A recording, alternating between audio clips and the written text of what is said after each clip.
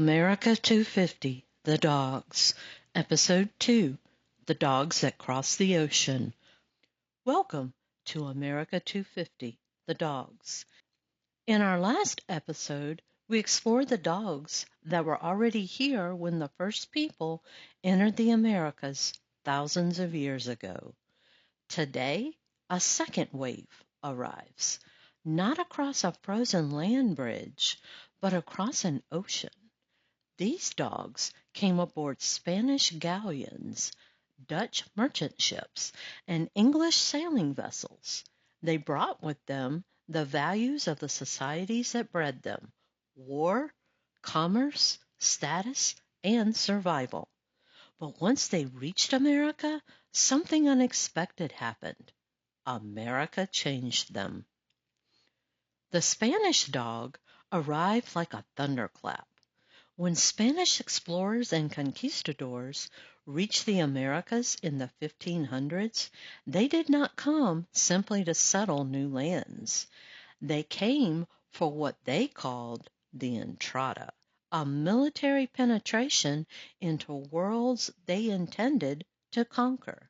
And they brought a weapon unlike anything indigenous peoples had ever encountered: the war dog. These were not pets. They were Spanish Mastiffs and Alanos, massive animals weighing close to 100 pounds, powerful, fearless, and bred during centuries of warfare on the Iberian Peninsula. They were biological tanks. The Spanish valued these dogs so highly that they appear in surviving records alongside soldiers. In the archives of the Indies, famous dogs such as Becerillo and his son Leonico were not treated as animals. They were listed as military assets. They received rations. They were assigned duties. Some even received salaries. To the Spanish, these dogs were soldiers, and like soldiers, they went into battle. Many wore protective armor known as capiles. Imagine thick quilted cotton layers wrapped around a powerful dog's body. The material was designed to absorb and deflect arrows. To an indigenous warrior defending his homeland, the sight must have been terrifying. Our charging dog was dangerous enough. A charging dog protected by armor was something entirely new. The collision between these European war dogs and the indigenous dogs of the Americas was more than a clash of animals. It was a clash of philosophies. The indigenous dogs of the Southwest had lived beside people as companions, guardians, and spiritual guides. The Spanish dog arrived as a weapon. Even its collar reflected that purpose. Heavy leather collars studded with iron spikes protected the dog's neck during combat, ensuring that predators or enemies could not easily reach its throat. The legacy of these dogs may still echo today. Some historians and breed researchers point to traits found in dogs such as the Catahoula leopard dog and the Plott hound. The brindle coats, the relentless determination, the instinct to track, hold, and refusal to quit. Whether directly inherited or shaped by similar demands, these traits carry reminders of a time when dogs were expected to fight, work, and endure. But farther north, another European power would bring a very different kind of dog. As we move north into the Hudson Valley during the 1600s, the story changes. The iron of the soldier gives way to the wood of the merchant. The Dutch did not arrive primarily as conquerors. They arrived as traders, farmers, businessmen. The Dutch West India Company established settlements across New Netherland, and with them came dogs that reflected the practical values of Dutch society. Among them were the Kooikerhondje and the Dutch Shepherd. This is where the dog truly begins moving into the home. The Dutch lived in what they called the huis, the house, and unlike many working dogs of earlier centuries, these dogs often lived alongside the family. They were not merely tools, they were partners. One of the most fascinating examples was the Kooikerhondje, a small orange and white dog with an unusual feature, a bright white tip on its tail. That white tail wasn't simply attractive. It had a purpose.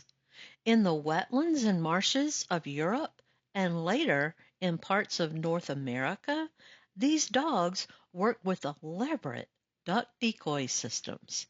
The dog would weave through reeds and brush, flashing that white tail. Curious ducks would follow the movement deeper into carefully designed channels where they could be captured. The dog helped put food on the table, not through force, through intelligence. The Dutch Shepherd served a different role. It was the generalist, smart enough to herd livestock, alert enough to guard the homestead, protective enough to watch over children, versatile enough to do whatever needed doing.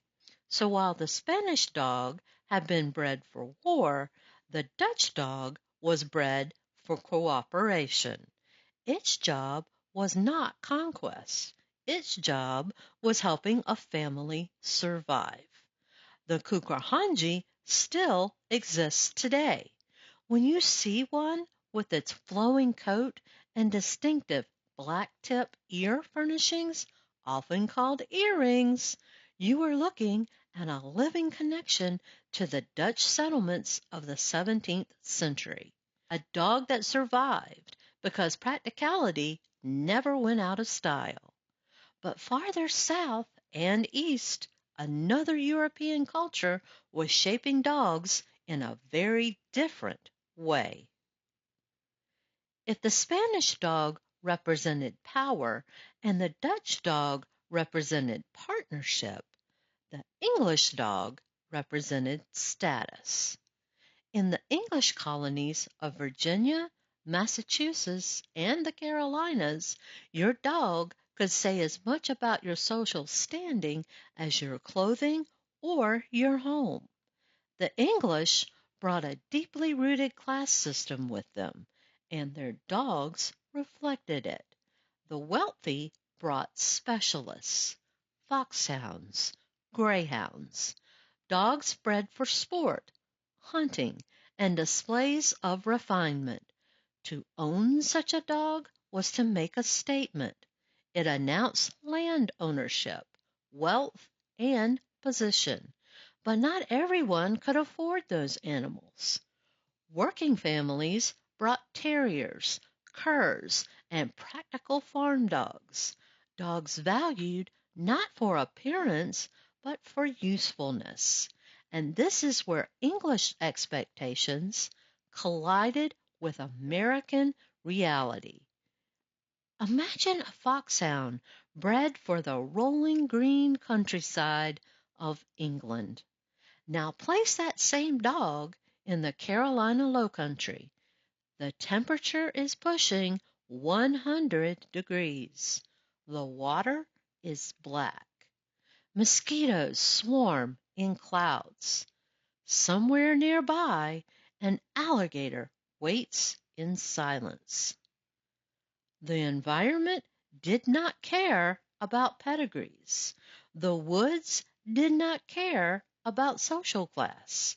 To survive, English dogs had to adapt. The carefully maintained bloodlines of Europe met the demands of a wilderness that played by different rules. The result was transformation. The American Foxhound eventually became taller, leaner, and faster than its English ancestor. It evolved to cover greater distances, to navigate rougher terrain, to endure harsher conditions. It stopped being simply a gentleman's dog and became an American dog, a dog shaped by forests, swamps, mountains, and frontier life.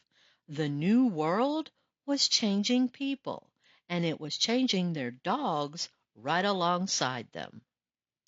The soldier, the partner, the specialist. Three very different dogs, three very different visions of society. The dogs of this second wave did not arrive through ancient migrations. They arrived aboard ships. They crossed the Atlantic carrying the values of Europe with them: war, commerce, status, class. But America had plans of its own: the heat of Florida, the marshes of New Netherland, the forests of the Appalachians. The wilderness stripped away much of the Old World's polish. The Spanish war dog became a protector and a working farm dog. The Dutch duck dog became a beloved family companion. The English hound became a rugged survival, capable of thriving in a continent that refused to be tamed. We often think we shape these dogs to fit our needs, but the truth may be closer to the opposite. These dogs were often the first to test unfamiliar ground, the first to detect danger, the first to challenge predators, the first to explore beyond the edge of the settlement. They did not simply follow humans into the New World. In many ways, they helped make the New World livable. Thank you for listening to America 250, The Dogs.